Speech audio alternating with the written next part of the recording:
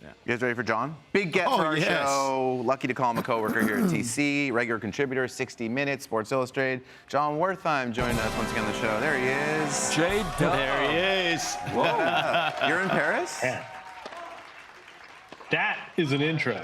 How are you guys doing? Good. We're doing good. I'm in Paris today. I wish I were about 300 miles south, but yeah, I'm in not so far from the action we're watching now, but I'm in Paris today. How are you guys doing? What are you doing in Doing- Paris? We're good. Camped out here for the month of April, thanks to 60 Minutes assignment. So this is my base till May 1st. Nice. Looks like the weather's pretty nice. Jon, thanks for joining us. Look, I got to ask you, you're on the Serve podcast with Andy Roddick, and I just got to ask you, how do you watch tennis? I feel like you know everything about every player, what's going on. Are you kind of just always dialed in, even when you have these 60-minute shows going on as well? Oh man,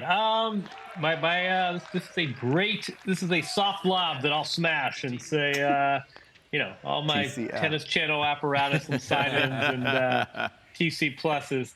No, I mean, the beauty and the frustration of tennis is that it's pretty easy to follow, even if you're not watching whole matches like we are now. I mean, I wish I could turn this. Literally, like the bar downstairs for me has not this match, but has another match for Monte Carlo. Oh, cool. So sometimes it's easy. This time of year for April, I'll be in the same time zone. Other times it's tough, and social media is great, and Tennis Channel and its various apps and platforms is great. But in a way, don't you guys feel this way? Tennis kind of makes you work, right? It's not like, hey, the Final Four is on, tip-off's at 9:08, everyone knows where to be. But the flip side is there's so much volume that you can always catch up on results. You can always watch highlights. It's kind of it's hard to follow and easy to follow at the same time, if that makes sense. Yeah. J-Dub, you cover so many things. I was just wondering, from a tennis standpoint, obviously it seems like tennis, there's always a story, right? Even outside of the court. How do you think that measures up to other sports? Obviously, you've covered a lot of other sports, but it always seems like tennis always has a hot topic issue. Get that. Oh, man. Yeah, that's a great question. It's kind of weird, though, isn't it? I mean, we used to have, for years and years and years, the hot topic at some level was we have these three giants. We're so lucky to be alive and watch them. We're so lucky that we sort of coincide with their high water marks. Three guys, and they're all going to win 20 or more majors. Add Serena, and we have a fourth. And now the story is just wide open. We've got a lot of parity now. And, hey, here comes Jack Draper, and he's winning Indian Wells, and then he's struggling in Miami. And, the women's side, too, to some extent. And I think, in a way, that's kind of opened the door to more stories, right? Whether it's Ayala or Jensen Brooksby. I mean, every week there's a new winner. Every player's got a story. In a weird way, there are kind of more stories than ever because we had these four reliable titans, and only one of them is left. So we're kind of we're in a much different era than we were just a few years ago when everything started from Roger Rafa, Novak, Serena, and sort of trickled down. Now it's not quite. We don't have the heights, but we've got a lot more. We've got a lot more depth. Echeverry got the break. Hold points for 4-1. You were talking about the volume last week, Jon. So I think we're in week 15. So week 14, we had 5 events in 4 different continents. Obviously, we love that here at Tennis Channel. We got tennis throughout the day. We'll cover it. We'll package it and put it together in an entertainment value. But this week, we just have Monte Carlo, and then we have Billie Jean King Cup later. Kind of nice for a change to just have that one draw. You can really lock in on it. But of course, at Tennis Channel, we're down for tennis all over the globe too. But for casual fans, I love your big picture thoughts on everything. Are those weeks like last week confusing for casual sports fans? Like, what, we're in Bucharest, we're in Charleston, versus a week like this, or combined Masters 1000, where it's like, look, both tours are here. It's very simple. Everyone's in Miami, everyone's in Indian Wells. What are your thoughts on that? I guess, do you think it's at some level sort of what do you want from tennis? And do we want, this is like the same debate that we had a year ago when the majors were talking about this Premier Tour, which was basically, we've got the majors, we've got the 10 mixed Masters 1000s, and here are our 4, so it's like Formula One. Here are our 14 events, and everything else is kind of minor league baseball. It helps to streamline, it helps the fans follow the sport, it helps to kind of make those 14 events bigger. It's kind of a less of more approach. On the other hand, I don't know. I mean, it's kind of cool that people in Houston, Texas can go and watch a local tournament. And maybe they're not getting Carlos Alcaraz and Novak Djokovic and Zverev, but it's tennis, it's professional tennis. It's a lot more jobs when you've got 5 events and you've got, the Bucharest and you're all, you're what you said, Chiz, when you're in when you're in 4 continents and have 5 events, it's a lot more jobs. But I think sometimes tennis could use a little more scarcity. I think 14 events is a little rough, and I think there are a lot of players who would be really bored this week. But I do think sometimes tennis could benefit from a little more scarcity. Yeah, I think that was going to be my question, John, as far as, look, we have tournaments that go all the way through middle of November on the men's side. It's just such a long year. I was sometimes playing 30 weeks a year, which was actually good for me because sometimes I would lose first round in a doubles tournament and then would need to go play another couple of weeks just to keep my ranking. But, where do you think the schedule could go to? Could we shorten it a little bit to get it into October? And that would help players as far as injuries and different things. I mean, what's your kind of idea on that? If only there were a well-regarded ATP board member we could turn to help us solve this riddle. I don't want to put Mark in a tight spot. I mean, there is allegedly a buyback fund at the ATP where, in theory, some of these events could sort of be reined in. Yeah, I think that it just doesn't make sense for anyone, not for the players and their health, not for fans, not for the product, to have the season drag as long as it does. I mean, it's basically a 12-month season now. Yeah. And if there were some way to sort of make fans miss it, right? I mean, if we all sort of took November and December off, and maybe that means sort of, I don't want to say euthanizing, but if maybe that meant sort of some events couldn't survive, maybe that means, Andy Roddick has a great idea that sort of after the U.S. Open, everything turns into sort of 250s. So if you want to chase points and you're injured and you want to recover and you want to get your ranking back and you still feel like you're healthy enough to play, great, you can go play 250s.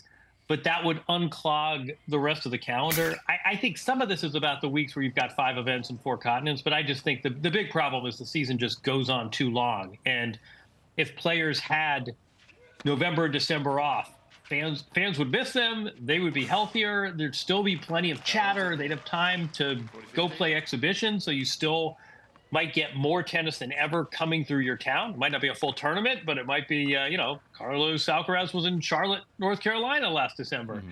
I think it's easier said than done. We all know that. There are all sorts of legal, loopholes, but I do think the calendar's got to get shorter. And the way things are now, it's not serious. Like it hurts everyone but those few promoters and those few players. It really hurts the overall sport. It hurts the quality. It hurts the fan experience. I think there's something, the NFL is biggest sport in the world, and just 16. Certainly in the United States. Yeah. We're talking about going from 17 games to 18 games, but it really benefits from scarcity, and I think there's probably a lesson there for tennis. JW, you threw me off there when you said Andy Roddick had a great idea, but I did get my focus back. No, but you've covered so many sports. I just wonder, we talked about at the end of this week, we got the Billie Jean King Cup. Obviously, Davis Cup has always been an issue. Like, where do you see team events in tennis? It seems to be one of the big struggles, obviously, with the calendar as well. Like, you think about this week, some of these players having to go play Billie Jean King Cup. It's tough coming off of the Sunshine Double and Charleston and so forth. Where do you see team events in tennis? You want a hot take? Yeah. Yes. I feel like X years ago, before we were all on our phones, before we could be in Paris doing Zoom interviews from Santa Monica, before we could follow this, I think there's a lot more mystique to whether, the obvious example, were the Russian hockey players really superior to the Americans? And what's going on with Boris Becker and his teammates in Germany? How are they going to fare against McEnroe and Agassi? I feel like boundaries and these national identities are just less important for any number of reasons, right? There's no mystery what's going on in their countries, and tennis in particular, right? I mean, how many players playing today are going to go home to their apartment in Monte Carlo, regardless of what their country code says? I mean, last week we had, we had Daria Kazatkina say, hey, I don't like Putin and I'm not comfortable competing for this regime. I'm going to relocate to Australia. I just think it's a little bit of an artificial distinction. Some of these Sabalenka's got a place in Miami. You literally can go down the list. And I don't know, when you go to a tournament, do you think fans really look at country codes and really get worked up to see that player from country X is playing country Y? I feel as though it's such a great individual sport.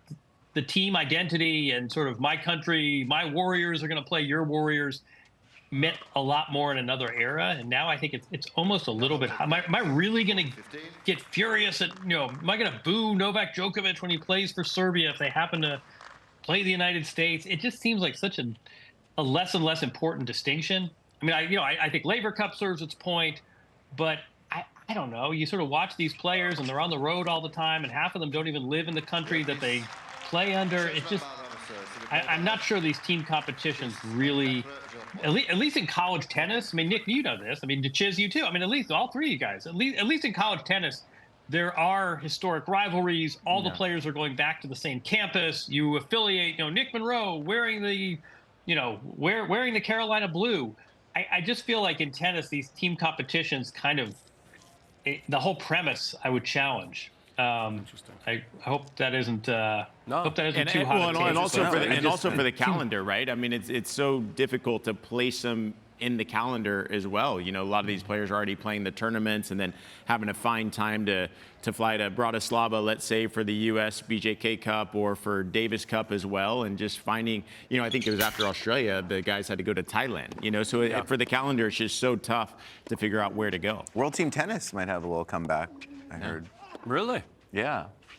Yeah. Hot take. Not a hot take. I don't know where to. We were just watching the Feast and Greek Sport on Serve there. Why don't we pose the question to J-Dub? Oh, yeah. Who would be his first draft pick? And it doesn't have to be now, but before you leave, John, if you want to kind of marinate on it, we were talking about if we had a draft of all the slamless players on the men's side, and you're not guaranteeing they're going to win a slam, but if you had the first pick of who has the highest stock that will get a slam at one point. Zverev is late 20s, but then Fonseca's 18. Those are just two people on the list. I don't know if they would be your top pick. Do you want to give us your pick now, or do you want to marinate? We have other questions for you if you want. we were saying can you name a player, not just now, historically, is Zverev the best player in tennis history never to have won a major? Yeah, you could make a strong. You could definitely make 27 years a old, strong right? case for that. Yeah. Multiple major finals, three different, three of the four. I mean, three different events. Sinner Alcaraz theme. Very close to being ranked number one. A lot of titles, a lot of Master Series events, and just hasn't gotten over the line. I mean, yeah, it's an interesting point, right? I mean, Fonseca certainly will have more opportunities. But man, I mean, you do love a Petchy Perry card. I don't know if you were if that was gonna be your first pick. No one likes more than John. It's a little, yeah. I'm not. I think there's some still. There's some rough edges in need of planing there. That's a good question because I think you balance the fact that look, I mean, Zverev's got 10 years on Fonseca. Fonseca's got 40 more majors potentially. Yeah, wow. So I like the way you. I like the way you frame that, but I just think, I mean, I don't. You guys tell me. Has there been a better player never to have won a major than this? The one that maybe the one that comes to mind didn't have quite the same consistency, but him at his peak, Marcelo Rios, never won a major. You remember him, J-Dub? I mean, when he was playing well, he got the world but number one. not as consistent, of course, as Sasha, but I think that's a good take. Yeah. You'd be hard-pressed to find somebody that's as accomplished as Sasha without a major. Marcelo Rios got to number one, right? Yeah, he got to number one. He's beat him on the rankings, but only one. Not as many Masters. Actually, one major final and a bit of a controversial one at that. Yeah. Given what happened shortly after that final. But no, I mean, I think you're right. Marcelo Rios just what an absolute talent. But in terms of sort of year in year out consistency, Yeah. Man, I mean, Zverev is that U.S. Open. You lose to Carlos at Roland Garros, and you sort of you were close, you were set away, but I'm not sure you're losing sleep over that. You lose to Sinner on a hard court. The guy's a defending champion. You wish you'd played more competitively. I'm not sure you lose weeks of sleep over that, but boy, you serve for a major in a fifth set, as Zverev did against Thiem at that COVID 2020 U.S. Open, and that's a tough. Those don't go away. Those don't go away. That's like a rewatch. I rewatched that the other day. There's more on Zverev. Has anyone, now that we had electronic line calling on the clay, we had some officials on the last time we did second serve. Is there anyone that's not happy with using electronic line calling on the clay from any perspective? Elena Ostapenko. That's a good, She's not happy about a lot of I things. mean, you cannot get people to say this publicly. I do think there is a sector that misses the agita, right? I mean, the feuds and the yelling and the drama. Right. And if sports or theater, it always mattered when the umpire would come off the lifeguard's chair and there would be a confrontation, and players would they concede the call? Would they stop on the mark? I mean, you're missing Taking a that picture with the whole- phone. That was but my it- favorite of the marks with the phone. Yeah, exactly. You still do that. Yeah, I don't right. have a clay court. What about the VR? You like the there's- VR? There we go. Elena. J-Dub, we just saw a massive record get broken in hockey. I just wonder, you obviously have a great perspective with Sports Illustrated. You think the 24 majors, I mean, as of now, it's 24. You think we're going to be in that conversation again post the big three? Oh boy, don't you? We were talking about that with Nadal. Yeah, it was a great. This will be the first Roland Garros without Nadal, right? And someone said, well, the standard's set, and now it's up to the rest of the field to see if they can top him. Aren't there some records? I mean, is there? I mean, are there not some records where you just say, I don't have the capacity to imagine Yeah, that record ever getting broken? definitely. Yeah, I mean, I think we're on for a serious reset. This is like the stock market. I mean, we all need to kind of readjust our expectations. I mean, I can see people saying, Carlos Alcaraz wasn't that good. He only won 11 majors in his career. The standards set by Roger, Rafa, Novak, Serena are just, I mean, it's almost silly. Yeah. And I think what we are seeing this year, week in, week out, is how much parity there is and how hard it's going to be for, in a way, this sort of validates the greatness of Federer, Nadal, Djokovic, that, you can't, in normal times, you don't just pencil people into the semifinals of majors, 4 times a year. In normal times, you don't have 3 guys with double-digit majors playing each other in finals. I'm curious what you say, but boy, you never say never in sports, and we all evolve and training gets better. I mean, I get all that, but boy, I don't like Ovechkin. Yeah, I'm not sure anyone. I think J-Dub, you and Andy obviously on the podcast brought up an interesting point, and I think Andy brought it up with Rafa, is the fact that it's such a unique setting because those 3 guys continue to push each other, right? And Andy mentioned it in the podcast, saying that there's no way you could refute that, you guys wouldn't be in the 20s if it wasn't for one another. And so that's going to be the thing. We might have an Alcaraz, we might have a Sinner. How far can they push each other? Maybe Fonseca, 11, 12 majors. But that's why it's hard to predict. But, obviously going back to Ovechkin, I think Ovechkin even said a couple of years ago, no, I'm not going to be able to achieve that. Like, it's not possible. And so, like you said, J-Dub, I think there's a couple records out there that we thought were kind of, they were off the record, like they weren't going to be touchable. That was one of them, obviously, by Ovechkin. So you got to be careful to say never, that's for sure. And John, where do you think Novak's motivation is, right? At 99 career titles, trying to get to maybe 103 or 109. Like, where do you think he is as far as titles are concerned? Where's his motivation?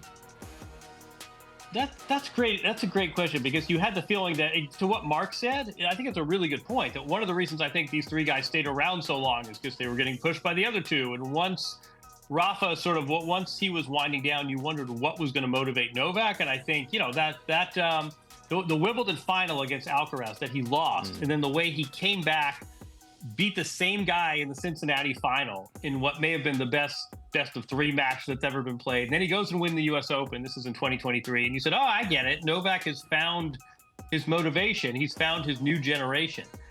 I don't know how long you can sustain that, though. And I'm not sure how motivated Novak is by titles. I mean, I think that's a little bit of a false record. I mean, I guess, go enter a bunch of 250s and you could probably get that Connors record, or at least get past Roger with the most titles. I think some of this is just getting the most out of yourself as an athlete, and some of this is a battle against Father Time. But It's a really good question, and I got the feeling with Nadal, he wasn't even really sure at some point what was motivating him. It's easy to sort of say, well, I just want to finish strong, or I want to be the best I can possibly be, or I want to wring everything I can out of my career. But I think there were times when Nadal, toward the end, wasn't exactly sure what was motivating him. I mean, I heard that from people close to him. And I think with Novak, he's never had a hard time finding motivation. That's a great example. Last year, it was all about the Olympics. And what did he do? That last week of July, he won that gold medal. I'm not entirely sure. And whether it's, having Andy Murray in his corner or playing events like Monte Carlo that he doesn't have to play. I mean, clearly there's still motivation there. This is not just a victory tour he's on. But it's a great question. I mean, I would love, and I'm not sure, I mean, I would love to sort of give him truth serum and say, forget about all the platitudes, forget about all the sports cliches about, the motivation comes from within. Like, what are you chasing, or who is chasing you right now that still has you playing and committing yourself a few weeks from turning 38 years old? I like that. We only have a couple more minutes left with you. We have a little quiz for you, but you're all going to get involved. Are you ready, John? Ooh. What do you got? Trivia time. Now, Cornell and Spencer, just stay with me. I'm going to go out of order because we're talking about Novak here. The first question is, we'll let John get the first crack at it, but Novak has the record 40 Masters 1000 titles. Which of the Masters has he won the most? Which has he won the least? Oh, man. Which has he won the most? The most is a hard court. Start with that. I was going to say, it's not going to be Monte Carlo, and it's not going to be The slower you anything go, on the more clay. hints you'll get. I or got you this. just throw out. Yeah, I'm gonna throw one. What's the? I mean, what Indian Wells? I should know offhand how many. Wait, I give it. It's not indoors, is it? I Very give up. What do we upset got? so far. How many times did he? I mean, Canada, I think, was the first one. Throw he some won. out. I'm gonna say Shanghai. No. I'm going to say Miami. No. Okay. Canada? Well, the most is Paris with 7. Bercy. Bercy. 7. Okay, now the indoors, least. then. Now the least. What is least? I mean, Nadal ran roughshod. Maybe Monte Carlo. Correct. Ding, ding, Just ding, 2. ding, It's ding. the only one he hasn't won Well 3 done. times. Okay, we got Billie Jean King Cup later in the week. United States owns the record with most team championships in Billie Jean King Cup. Which country has the second most, John? Mark Knowles, what do you say? Whatever Mark says, I Wait, second who'd you it. say was Czech first? Republic. USA. I'm going to say Czech Republic or Correct. Czechia. Czechia. Bang! I was They going there have with you. 11, and they actually won 6 in an 8-year span. Third is Australia. Look at that. Ooh, that was going to be my choice there between those two. I thought the history of Australia, but I knew Czechia, man, Czech, they they've were been winning- they've dominating been for winning like a lot. 10 Yeah. years. Yeah, They were you're like, really pumped for getting that right. Huh? Good. Okay. That's just a we've pretty been- face. Sorry if I'm going out of order. Okay, we've been talking about the casino at Monte Carlo, and we finally found out how much do you think the cover charges to get into the casino at Monte Carlo? Ooh, It's euros. cover charge. Yeah, cover charge. That's a I don't good know if you flash the 60 minutes. 50 time. euros. 50, you said? It's actually cheaper. 50. It's actually 20 euros. Whoa. And if you I was gonna go with you, John. I was gonna say 50. I was going 100 euros. And if you pay the 20 euros Yeah. past a certain hour in the afternoon, you get a $10 voucher for a little beverage. No, man, you get to keep the money, I've dude. been to Monte Carlo, by the way. You're not getting a I beverage was for gonna say, under for- 25 euros. Yeah, I whether was it's a gonna say, Coke, whether it's alcohol, euros, whether what it's is that water. gonna like- get you? Is Yeah, that even those tap like water? European like shot water glasses for of 10 orange euros. juice are like 10 euros. Okay. Taylor Fritz was the last American to make the final in Monte Carlo. That was 2023. Before that, who was the last American to make the final? Ooh, that's a good- Yeah, this one's really hard. Carlo. 90s, I'll say. That's a good one. It's really. Um, you were playing. I know. I should be able to get A this. major winner? No, I'm going Major to winner or non-major winner? not major non-major winner. He had a solid blowout when he hit the ball. Aaron Crickstein. Yeah! Oh, nice. Wow, good one. Good one. Good hint, right? Well, That was a that's great great hint, by the way. Were you like YouTubing that last night? No, you probably didn't even think I knew Yeah, that. exactly. Yeah. Are we? No, we're back to the casino. What are the 2 James Bond movies where the Monte Carlo Casino yeah. Oh, geez. makes an appearance in the James Bond movie? How many James Bond movies are there? Like Casino 75. Royale. There's so many of them. Is Casino Royale or No, that was part of an that's inspiration, not in it though. One of them's a Pierce Brosnan one. I mean, I wish I knew all the names to the James Bond movies. I'm not a great movie buff. I'm gonna struggle. Yeah, I know. We need like the list of. The need answer some is hints. Where- Goldeneye where- and Never Say. Oh, 2 of the most popular ones Never. too. We should have been able to look Yeah, at that. exactly. All right. Wasn't Attack of Never the say Clones? never Right. again. Okay, never would have gotten that one. That's one of their big ones. okay. Those Who's are your 2 of the slamless biggest. pick? And you weren't John, born before we yet. say I was, goodbye? I was 1 year old. 1 year old. Who's your slamless top pick? Pierce Brosnan. No, you gotta go Zverev. I say Zverev. going This Zverev. is the year Zverev gets on the board. His slamless He top gets pick on the was board. B. Fonseca. Whoa, J-Dub, you got him getting on the board this year? Whoa. I don't know. What you think? You're Okay, what would you choose? Are you going to choose the clay or the hard? Or, not the grass, probably, but if you had to choose, which one's he going to win this year? Your 2025 U.S. Open winner Nice. from Germany, Alexander Zverev. Wow, okay. love that. John, Throw the guy a bone. I feel bad for the guy. The guy's like, I don't know. Do I really believe that? Probably not. But I'll say Zverev. John, what do you think? Will Jack Draper win at Wimbledon? He's 6th in the world now. He's up and coming, 23 years old. Do you think he'll get it done at Wimbledon one year? That'd be crazy. Or will he get a slam in general? No So pressure, both, kid. Wimbledon and a slam. Don't you think if he were from Luxembourg, I would like his odds better? I think there's no metric, there's no statistic for baking in the additional pressure. Yeah.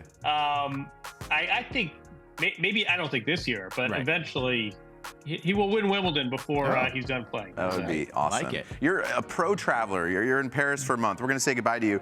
But do you check bags or can you get this whole work trip just carry-ons? I feel like you're probably pretty good No, check bags, bunch of shoes. lot of bags. A lot of bags coming here. I hate checking bags. And checking's for I suckers. can't do Yeah, this. it sucks, yeah. Can't cross an ocean with a check-in only. Do you right? take tennis rackets with you? Or are you a carry-on guy with the rackets? Or you put them underneath? Because, I mean, we've seen a lot of players getting their rackets smashed when they Take put them rackets underneath. You got to play Man, tennis. yeah, I know. I'm waiting for my sponsor to send me more. No, I have a huge duffel. You know, I come over for like weeks and weeks at a time, and I've got I've got a huge like army duffel bag, and if I stick a tennis racket in there, I'm pretty secure it won't get busted. I'm not. If I were a player, I would not let my rackets out of my sight. Yeah. But no, I check rackets. And there's a great picture to say goodbye to with 2 great-looking guys. Thanks for the hang, Yeah. John. We love you, man. We're going to see you soon, hopefully.